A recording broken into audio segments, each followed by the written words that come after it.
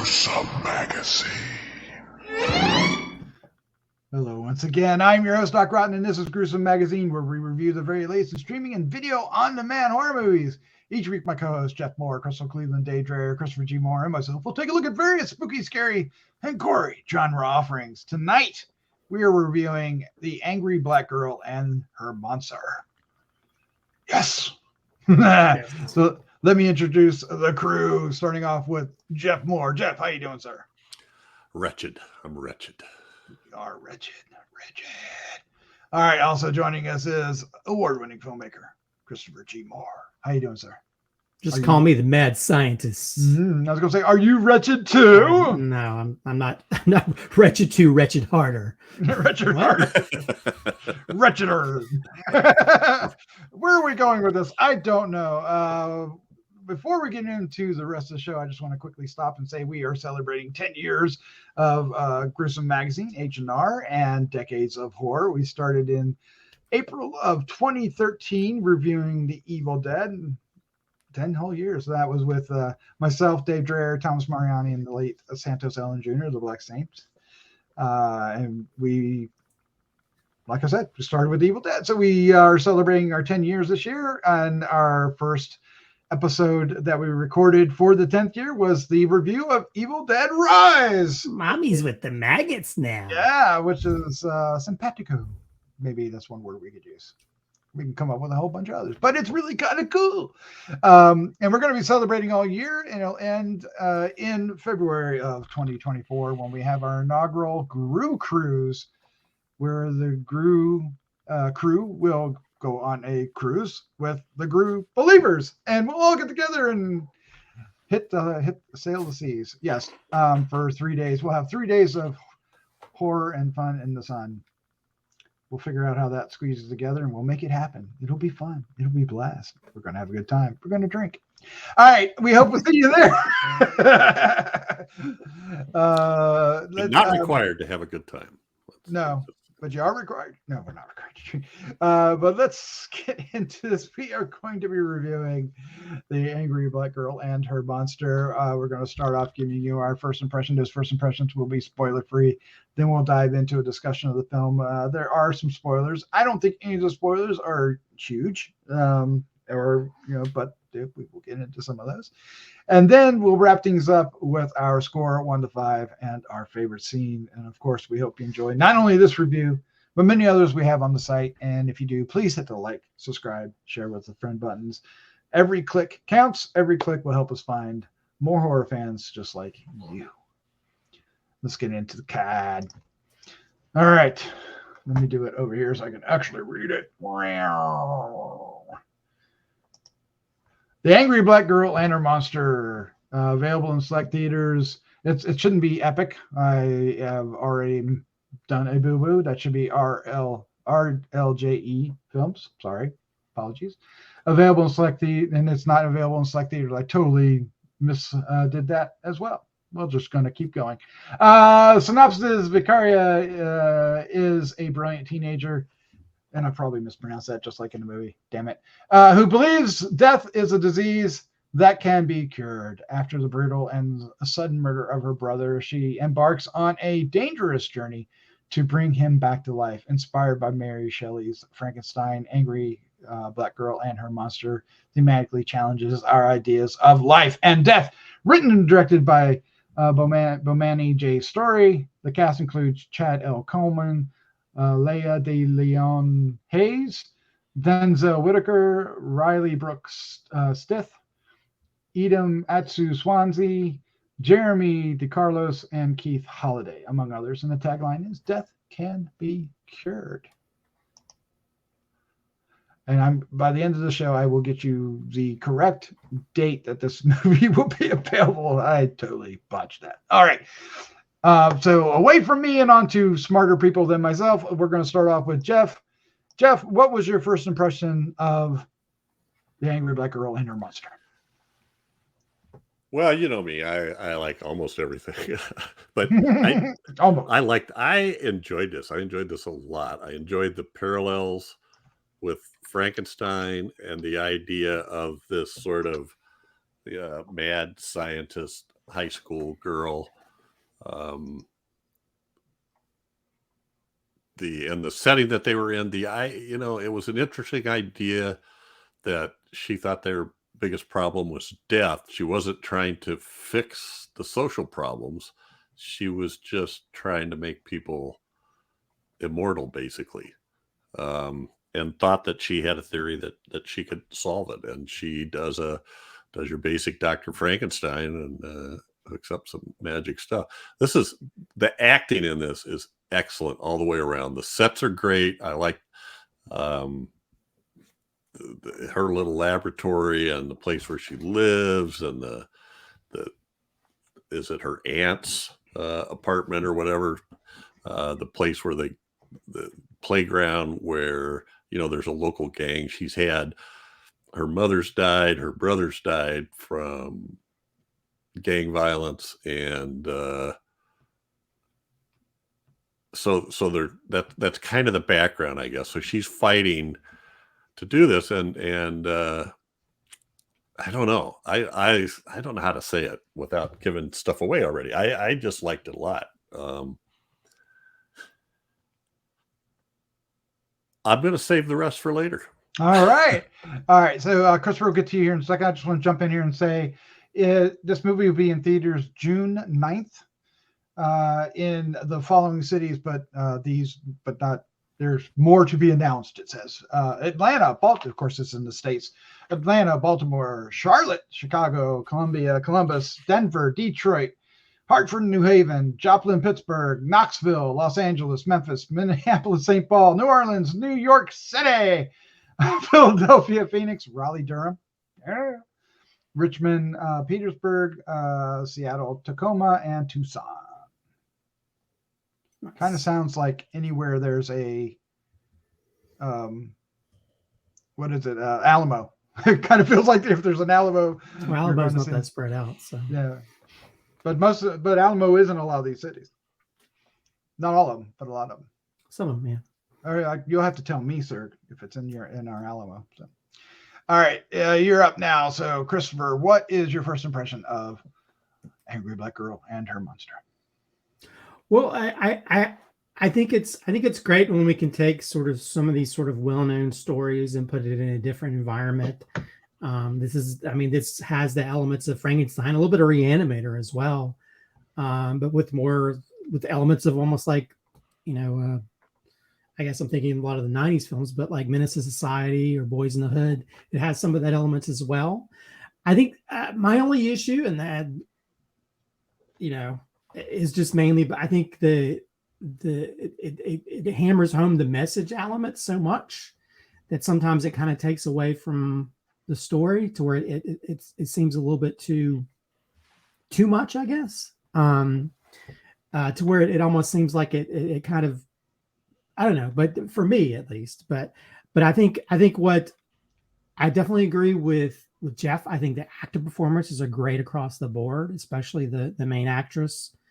I think she's so great. And it almost, I almost feel like I wish they'd gone like full Reanimator with it and just made it, more like, because I think because the message element of the times that we live in certain areas of our country, there,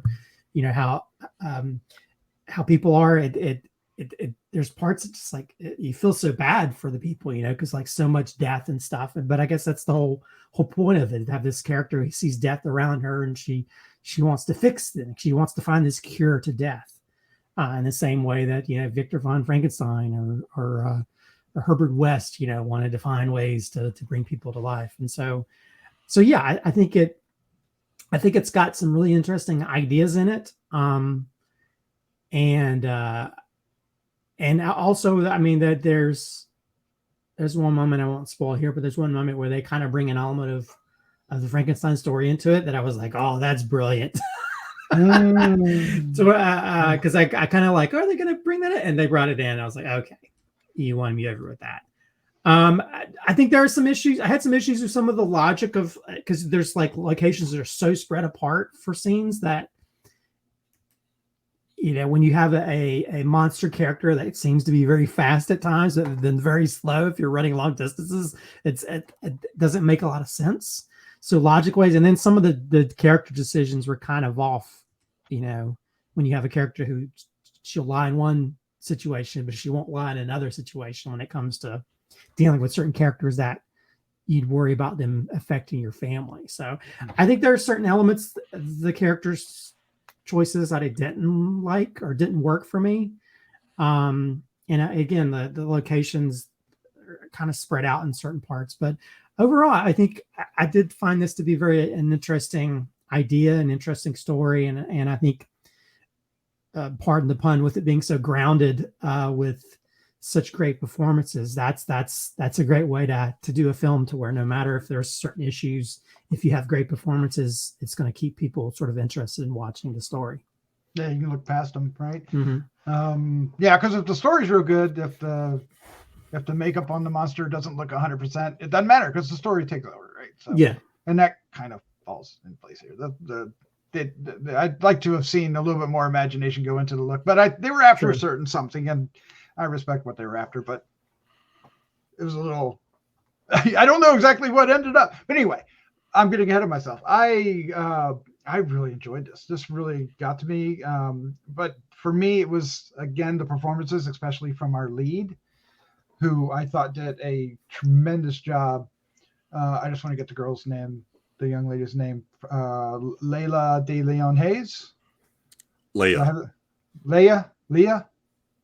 Laya. Yeah, how do you pronounce that? I just said Leia. Okay, Leia. But you said Layla.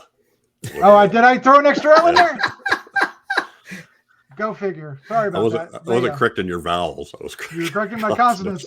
I didn't know. I guess it's the song. I don't know, but I didn't mean to do that. I totally a brain fart. But anyway, she was magnetic. I thought she was fantastic in the role. I bought everything she did. I bought her, the ego that the character has, the softness that she has around certain other characters, especially the young girl that's her, I guess, her niece or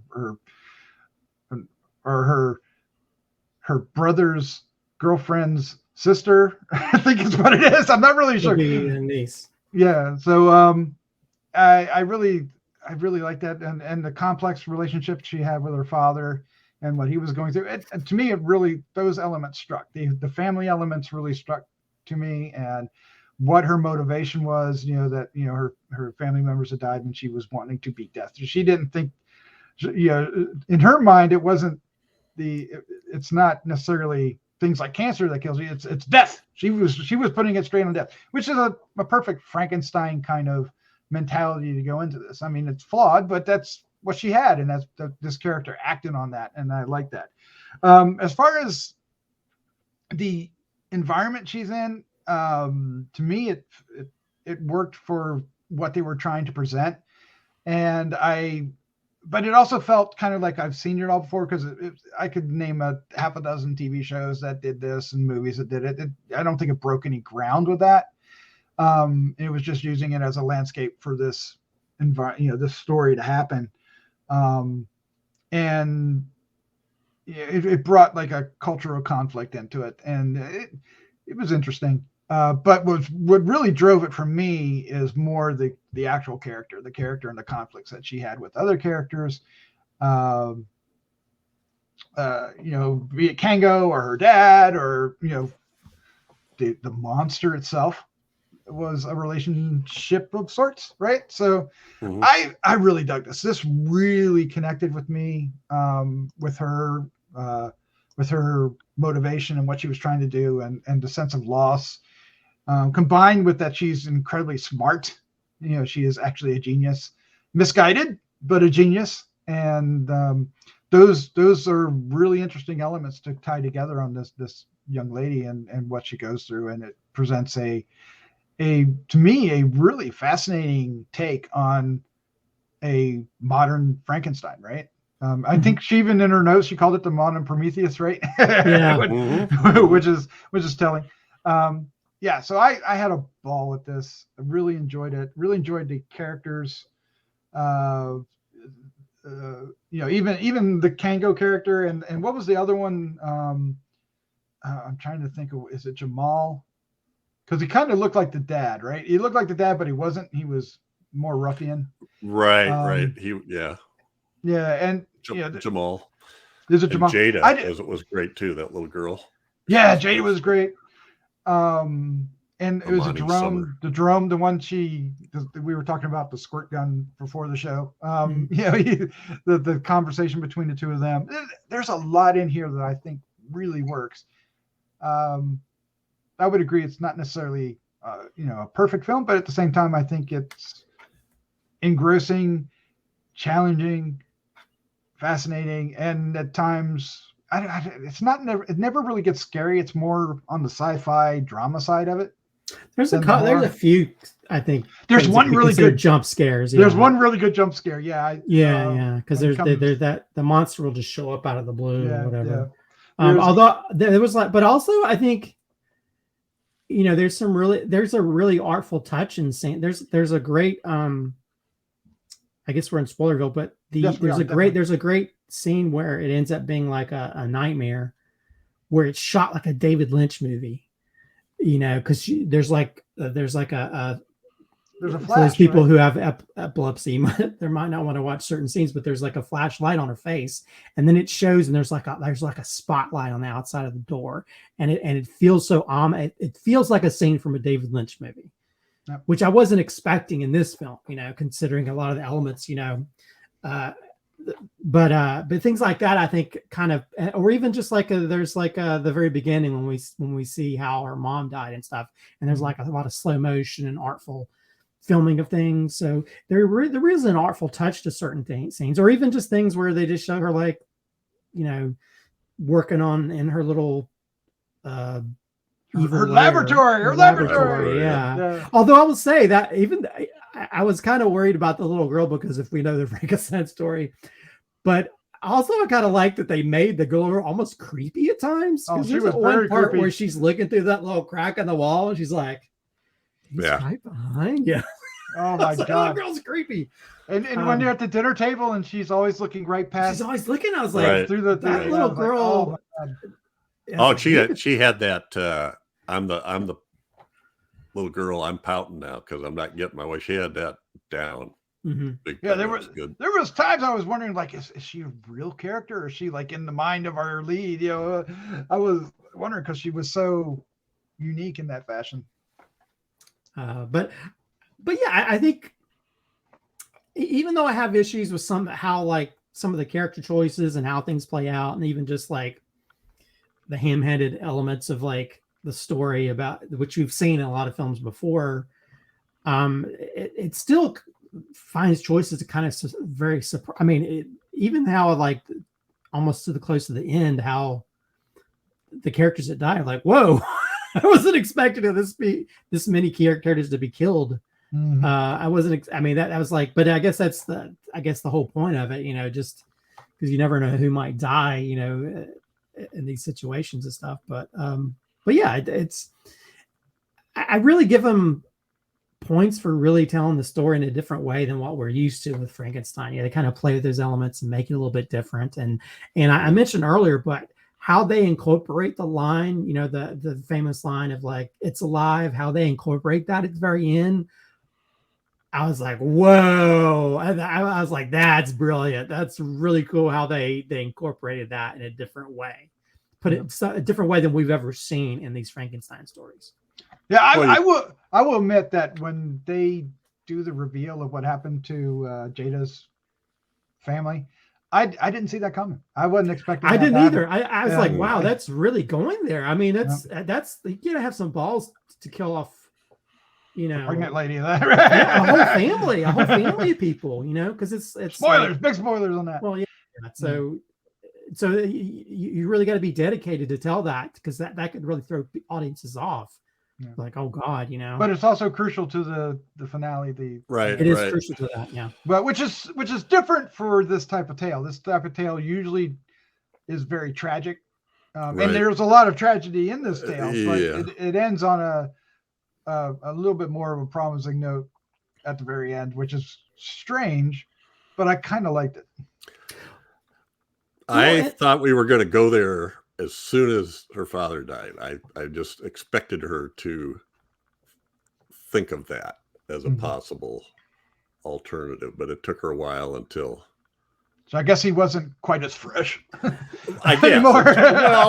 And plus, I'm, even while I'm thinking about it, I'm like, how is that going to happen? That's the dang big guy. But no, I like the way that happened, and I liked. The whole idea of it, where we take a novel that was written by a woman way back in the day, early 1800s, and now we have a black girl in the projects, basically, who is a genius trying to deal with a regular school and the problems with that, and trying to get somewhere. And I really liked the conversation that they had at the table when the families all got together to eat, and they were giving her a hard time for skipping school. Mm-hmm. She's going, well, but I got a 3.9 grade average, and so-and-so's grades are going up since I started helping her. And the parents just looked at each other and went, okay. That's true. That's the fact.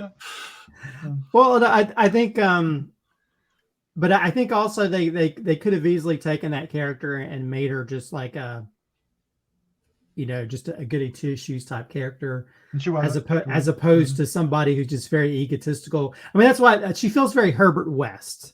And just is how she's like, I know what's right, and you're wrong, and I'm gonna make it. And that's, I guess that's how, Dr. Frankenstein was too. But yeah. Well, and she's not a geeky, poor social skills little. It's not a stereotypical nerdy type geek, character, that right? She's a very adjusted to her environment. This is part of her adjustment to her environment plus her genius. So, but she also stands up to anybody that's oppressing her, and I'm going to use that term lightly, but whether it's the teacher that's treating her poorly or the gang member that's always in her face, she pretty much is eager to tell him where to go. Yeah, sometimes that kind of like, I don't know, I guess that just made me kind of nervous, because I think when you have certain characters that would kill you in a second, it always kind of worried me when the characters are so willing to speak up like that. And I think that character choices like that kind of bother me, because I feel like she was so busy lying to her family, but I think I'd be lying to them, be like, oh, I don't know who that guy was. Yeah, exactly. And also, I don't know about you guys, I almost thought like, well, maybe she's going to use this monster to go against the traditional storytelling, be like, we're going to use my monster to kill all the It'd be all about revenge, right? Yeah. But it didn't go in that direction. So at least it was a little bit fresh in that way. And I thought she had the sense. She had the sense to know how far she could push it from experience. At the time where she was mouthing off to the gang members, for the most part, was when they needed her for something, and she knew she could. After she puts in a day's work, she fingers the guy as she's walking away. Well, Yeah. Well, also, I think they did a great job of. We have the Kango character who's, you just see him as this like asshole, drug dealer type character, but then there's a scene they kind of show that he's not as bad as they make him out to be. There is a complicated relationship between her and him, Kango, that I really appreciated as it matured through the movie, because like you said, at first it's particularly one way, but you find out as the story goes along, there's more to them than we know. And right. Yeah. And we don't ever really learn the full extent, but we get the gist of it.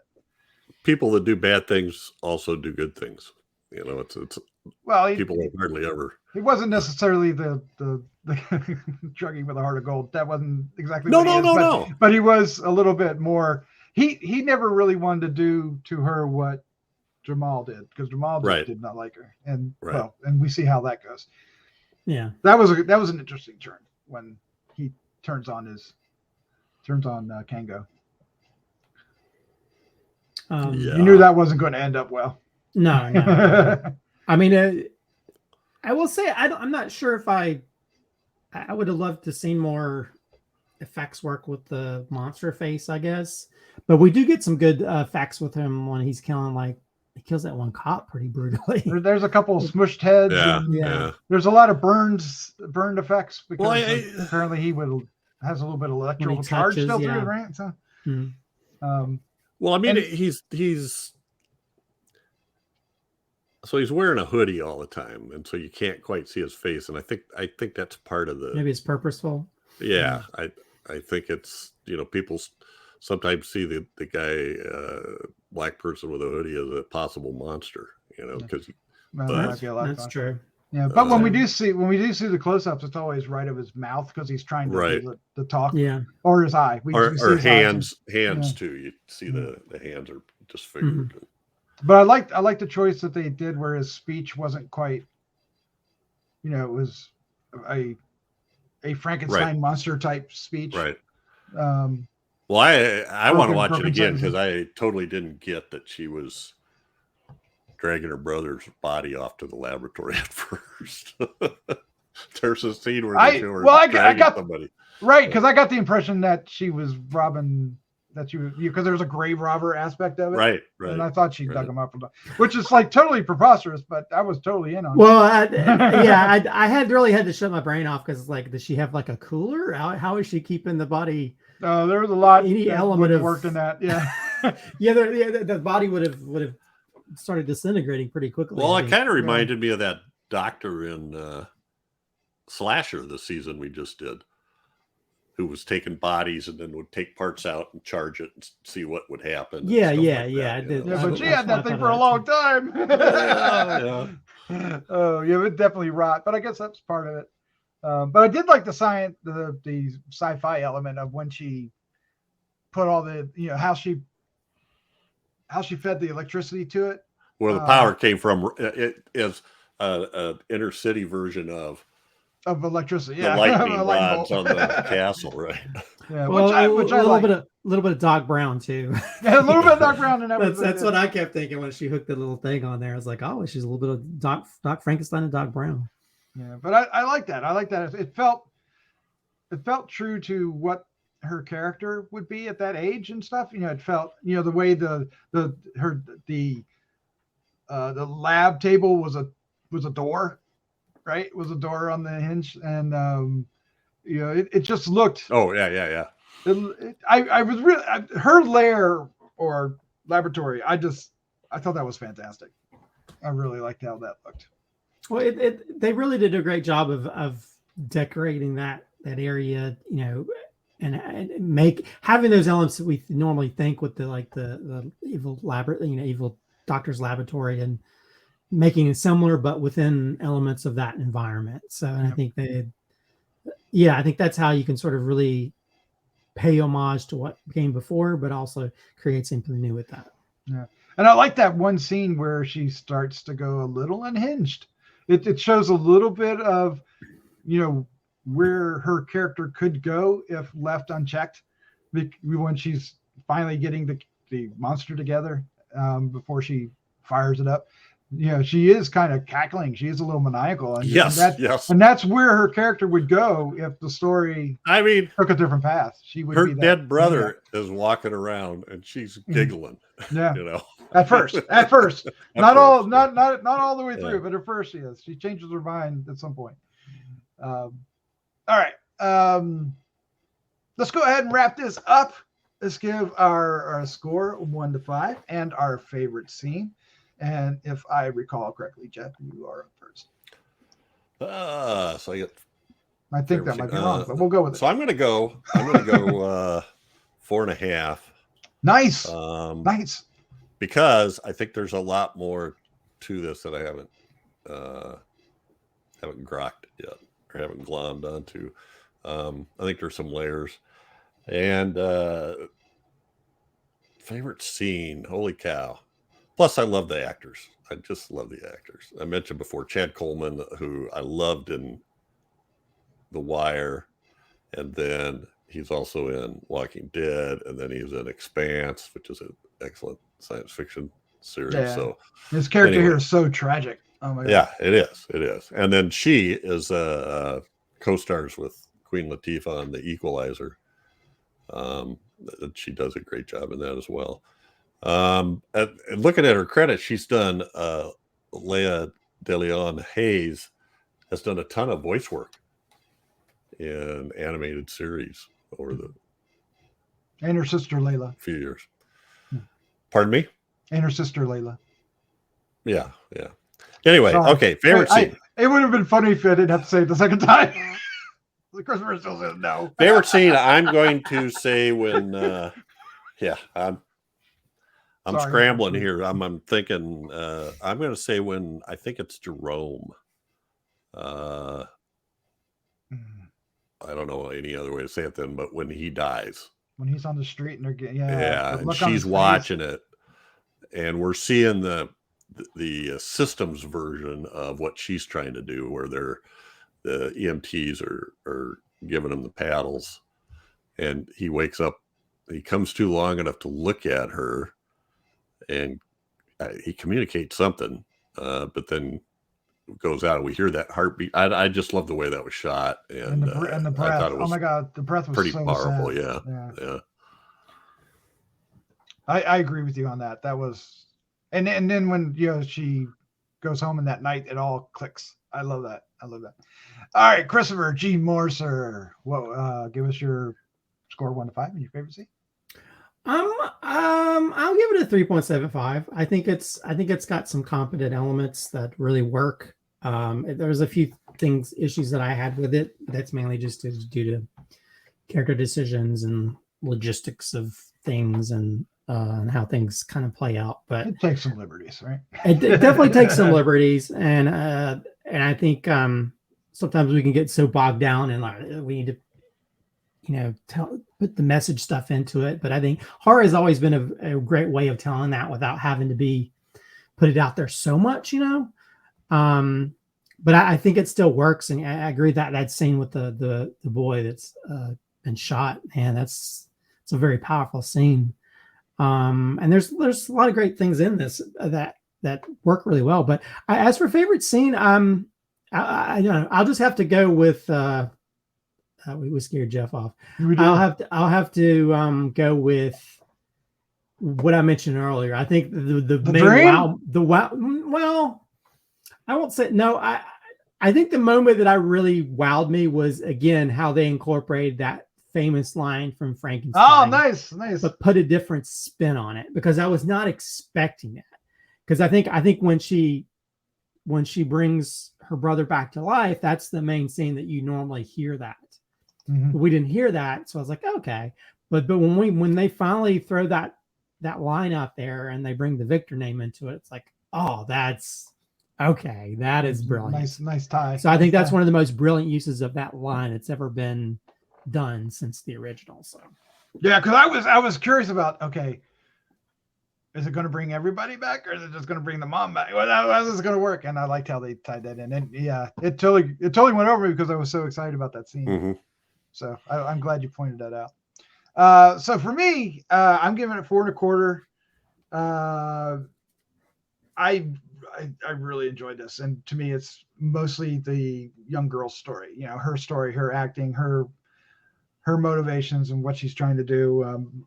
Flawed as they may be, but they're her. I got why she had these motivations, right? Because she just wanted to beat death, and which is a Frankenstein tale. So my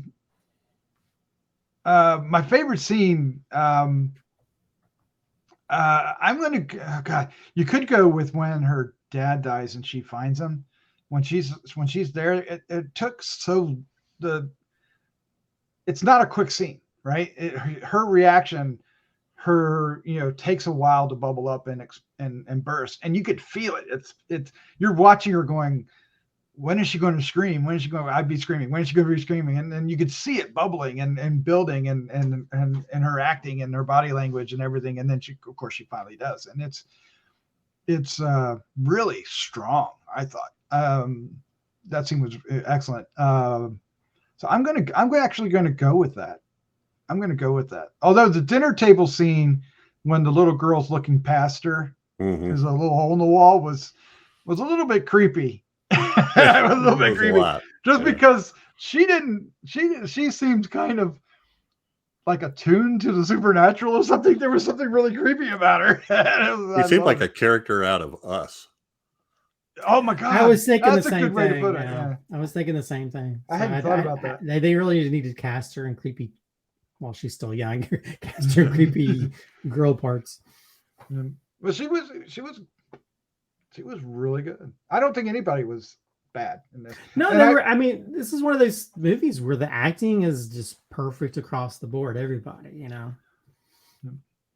So, bravo. All right, well, that's our review for The Angry Black Girl and Her Monster. Check it out. It is out in theaters as we speak, and it is RLJE and Shudder, so it will be playing in Shudder later, I would imagine later this year, so we'll let you know on Gruesome Magazine when that will happen. And we are eager to hear what you think of this film, so please let us know in the comments down below. And it's not just Alamos, because it's actually playing in a couple towns in Iowa, and there are no Alamos in Iowa. All right. Yeah, well, I think we established it was not exclusively Alamo, but I would imagine that here is playing in Alamo. But I could be totally wrong. I'm just proposing that. But anyway, because I don't think there's an Alamo in Charlotte either, is there? No. I think we have. It's not playing in Alamo in Raleigh though. Oh, it's not. Okay. I wonder where it is playing. I wonder if I said Raleigh Durham, so it could be. Yeah, it could be at the Carolina Theater. Other AMCs. Be interesting to find out. But it's check out the review. We just did it, 36 minutes. All right, guys, Christopher, Jeff, thank you for joining me. This was a lot of fun. Yeah. Thank you. It's always fun chatting with you dudes and sometimes dudettes. Dudettes. Oh man, she's sharpening her knives. All right, guys, let's in joke, sorry. Let's get out of here. Let's say good night. Good night. Good night.